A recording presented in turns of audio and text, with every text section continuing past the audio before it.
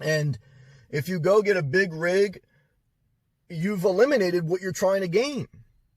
You know, sometimes when you get a RV, when you purchase an RV, you have eliminated the freedom that you are looking to acquire. Whereas a regular car is the most freedom, the most options, and that's the most attractive part about the nomadic life.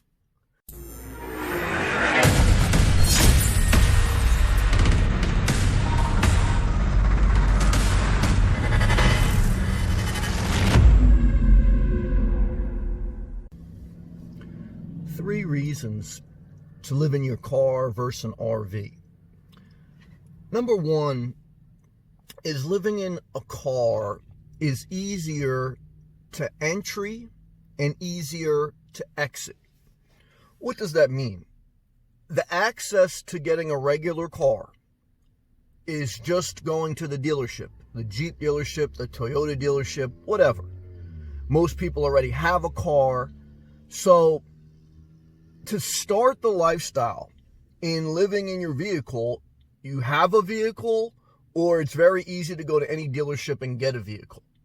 In RV, some of the RV dealerships, some of the privately resold RVs are hundreds, if not thousands of miles away from where you are. And you're going to have to decide, are you going to keep a car and an RV? And the exit strategy of both is different. If you want to get out of a car, you simply go to a regular dealership and you do a trade, or you privately sell your car, you're good. If you have an RV, you're probably going to have a harder time liquidating it than a regular car, because it's just not as common.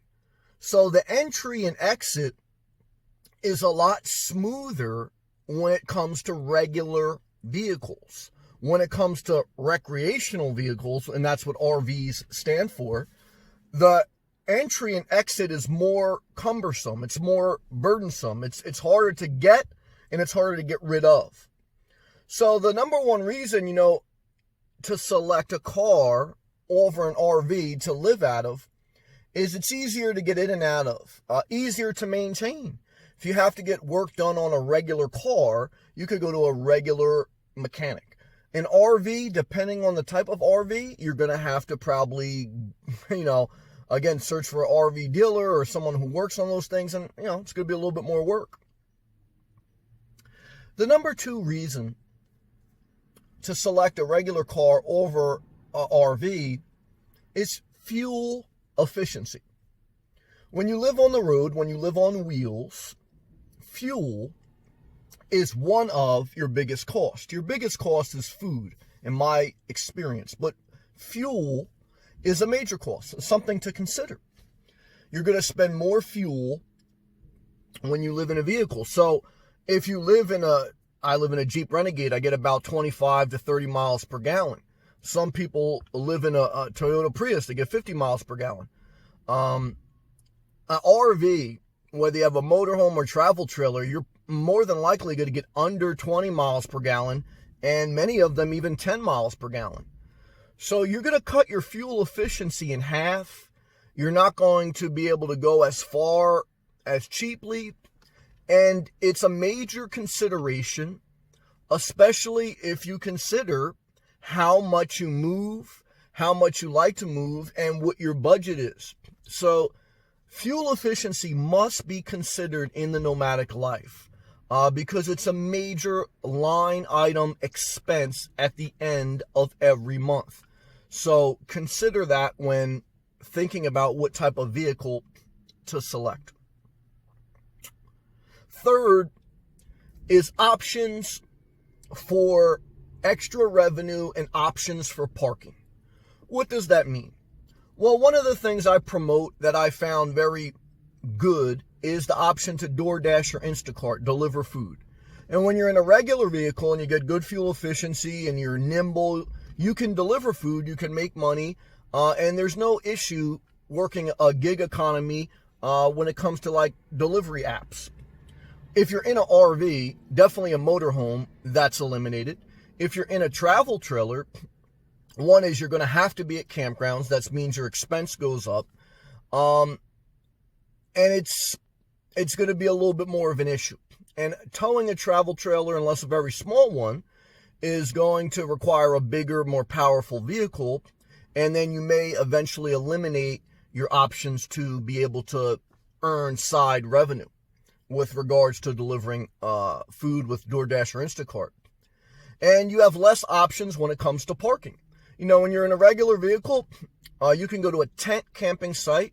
You can go just about anywhere with regards to stealth parking, considering it's legal in the area you're thinking of doing.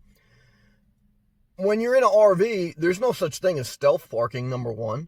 Number two is your campsites are limited based on the size of your RV. And again, it requires a little bit more logistical planning. So you're eliminating options and you're limiting options. You're eliminating certain side revenues and you're eliminating certain places where you can park.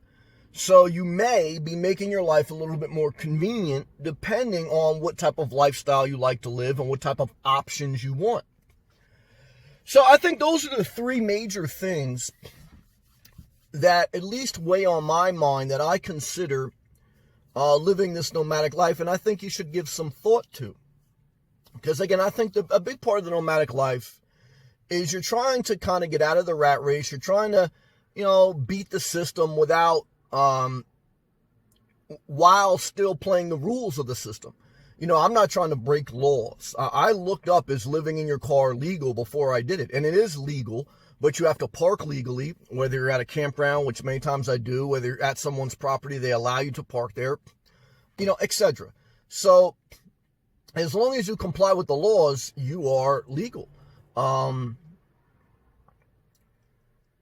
And so once you've covered that base, what you're trying to do is then make some decisions where you don't fall in a trap of the camper consumerism, which I reference often. Because then you end up out of the house trap, but you're in the camper consumerism trap. And again, then you're trapped in a system. And then you're like, help me. I'm caught in this RV. I can't sell it. I got to go 2,000 miles to find a better RV. So I think, again, if you're younger, if you're healthy, physically and mentally, you have a lot of options.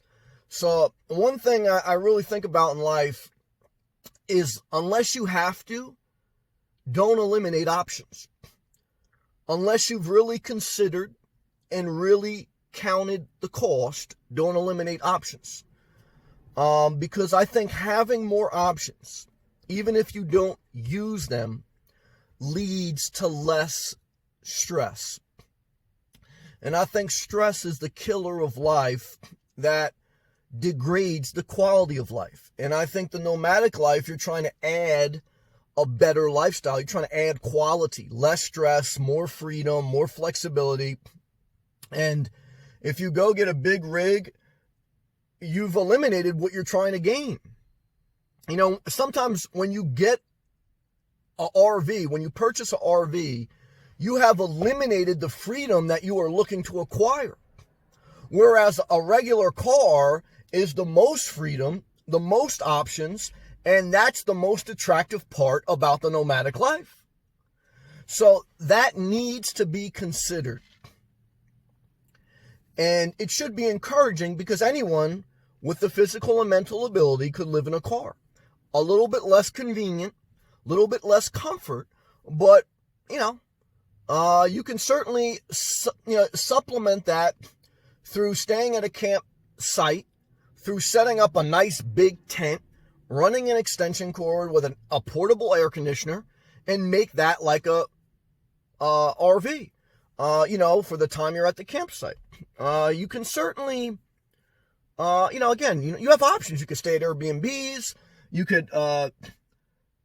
can change your mind very easily and quickly when you're living in a regular vehicle. When you're living in an RV, there's more logistics, more cost, more planning, more maintenance, more aggravation, sometimes. Okay, so I just want to share and express that because I know that the lifestyle is exciting. I talked to someone I knew this week, and he said, I'm really excited about it. My wife doesn't want to do it, but I want to do it. I said, well, you have to be careful when you want to do something and your spouse or your significant other doesn't want to, because it can lead to an argument, But I told him, like I would tell anyone, man or woman, is that start with less. Because if you don't like it, you can always liquidate. If you start with more, you're trapped, and you don't want to be trapped. Freedom is a big part of the nomadic free life, so don't give it up so easily. All right, hopefully these videos help you, inspire you in some way. Thank you to all my members. If you'd like to be a member, click that blue join button. Every day on this channel I go live. You'll have unlimited access to the live chats, a custom badge, custom emoji. I appreciate you. I thank you. Click that thumbs up, and I'll see you guys in the next video. Peace and love.